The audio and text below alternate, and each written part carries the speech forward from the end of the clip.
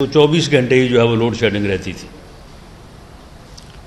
Industry جو ہے وہ بند ہو رہی تھی، ہو چکی تھی، اور حالت یہ ہے کہ دہشت گرد جو ہے وہ سوات تک پہنچ چکے تھے اور آگے اسلام آباد کی طرف ان کا رخ تھا. لوگ آپ کے ملک میں آ کے آپ کے ساتھ بزنس کانٹریکٹ کرنے سے کتراتے تھے کہ جی دبئی میں آ کے ہمارے ساتھ بات کر لیں، پاکستان میں ہم نہیں آ سکتے. اس صورتحال میں پاکستان کے عوام نے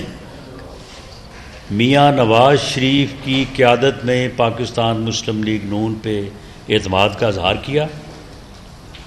اور ہر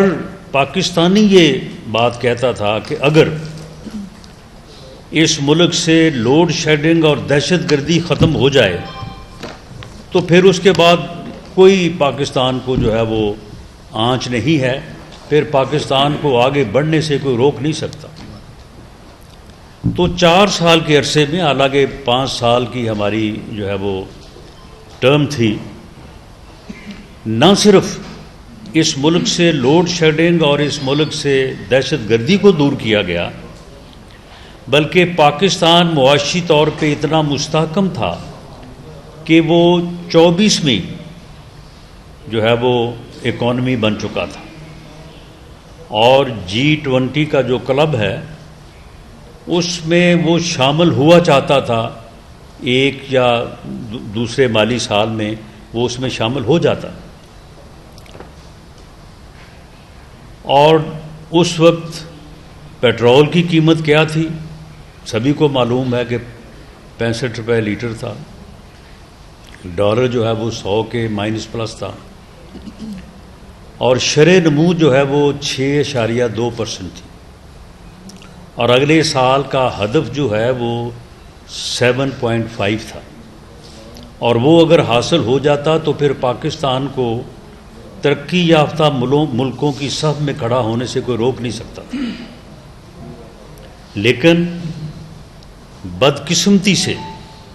اس وقت کی جوڈیشل اور خاکی اسٹیبلشمنٹ نے اس ملک میں ایک سازش کی. ایک منتخب حکومت اور منتخب وزیر اعظم کو جو ہے وہ نکالا گیا، انہیں ہٹایا گیا، اور پاکستان کو ایک ایسے شخص کے سپرد کیا گیا کہ جس نے اگلے 3.5 پونے 4 سالوں میں ما سوائے انتقام کے کوئی اور کام نہیں کیا. اور اس کا ایک ہی تقیہ کلام رہا کہ میں نہیں چھوڑوں گا، میں اسے بھی نہیں چھوڑوں گا، میں اسے بھی نہیں چھوڑوں گا. وہ خود کو نعوذ باللہ بڑا صادق و امیر اور پیغمبر سمجھتا تھا، باقی سب اس کی نظر میں چور تھے، باقی سب ڈاکو تھے. اور اس نے پاکستان کی سیاست کو اخلاقی طور پہ بھی تباہ کیا. وہ ایک ایسی نفرت لے کے آیا اس ملک کی سیاست میں. اس نے اس ملک کے نوجوانوں کے ذہنوں میں ایسا بارود بھرا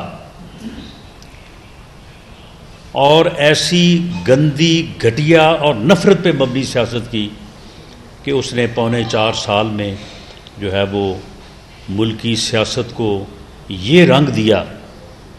کہ ہم ایک ہی ملک کے رہنے والے، بلکہ ایک ہی خاندان کے لوگ، اور بعض صورتوں میں ایک ہی گھر کے لوگ جو ہے وہ آپس میں بھی جو ہے وہ دست و گریباں ہو گئے. حالانکہ اس سے پہلے سیاسی اختلاف تو ہوتا تھا اور ہونا چاہیے، لیکن اختلاف کا احترام ہوتا تھا. یہ گالی گلوچ اور اوئے توئے کا کلچر نہیں تھا. اور نہ صرف یہ کیا بلکہ ملک کو معاشی طور پہ بھی جو ہے وہ تباہ کیا. اور 2013 میں ملک جس صورتحال میں گھرا ہوا تھا، اس صورتحال سے جو اسے نکال کے میاں نواز شریف جو ہے وہ 2017 میں ایک ایسے مقام پہ لے کے آئے تھے کہ اب آگے جو ہے وہ خوشحالی اور ترقی تھی، تو اسے دوبارہ جو ہے وہ اس صورتحال میں جو ہے وہ گرا دیا گیا جس صورتحال کو ہم آج فیس کر رہے ہیں. اس سے بھی بری صورتحال کو ہم فیس کرتے اگر اپریل 2022 میں جو ہے وہ پارلیمنٹ قومی اسمبلی جو ہے ایک آئینی طریقے سے اس نااہل اور ایسی حکومت جس کا ایجنڈا جو ہے وہ صرف جو ہے وہ مار دھاڑ اور لوگوں کو جو ہے وہ جیل میں ٹھونسنا اور لوگوں سے انتقام لینا تھا، اس سے جان نہ چھڑاتی تو شاید جو ہے وہ ملک جو ہے وہ ڈیفالٹ کر جاتا۔ میں اسی طرح کی ایک صرف ریفرنس کے طور پہ کہ 97-99 میں بھی ملک جو ہے وہ ایک ایسی ہی مشکل سے دو چار ہوا تھا جب ہندوستان نے ایٹمی دھماکے کر کے پاکستان کو ایک ایسی امبیرسنگ صورتحال میں ڈال دیا تھا کہ ایک طرف پوری دنیا کھڑی ہو گئی، امریکہ بہادر نے کہا کہ خبردار اگر آپ نے دھماکے کیے، اور دوسری طرف صورتحال یہ تھی کہ ہماری عزت ہی نہیں، ہمارا جوش اور جذبہ ہی نہیں، ہماری جو ایگزسٹنس ہے وہ بھی داؤ پہ تھی۔ ایل کے اڈوانی جو ہے وہ 11 مئی کے دھماکوں کے بعد 12 مئی کو یہ کہہ رہے تھے کہ اب پاکستان کو ہمارے ساتھ بات کرنے کا سلیقہ سیکھ لینا چاہیے، پاکستان کو معلوم ہونا چاہیے کہ ایک ایٹمی قوت سے کیسے بات کرتے ہیں۔ پوری قوم جو ہے وہ فکر مند تھی، بلکہ پریشان تھی۔ اس وقت بھی اس قوم کو، اس ملک کو عزت سے سرخرو کیا، ہمکنار کیا پاکستان مسلم لیگ نے میاں نواز شریف کی قیادت میں، اور پاکستان نے پوری دنیا کے مقابلے میں جو ہے وہ اپنی عزت اور اپنی ایگزسٹنس کو انشور کرتے ہوئے جو ہے وہ ہندوستان کے 5 کے مقابلے میں 6 ایٹمی دھماکے کیے، اور پاکستان دنیا کی پہلی مسلمان ایٹمی قوت بنا۔ تو ہم یہ کہنا چاہتے ہیں اور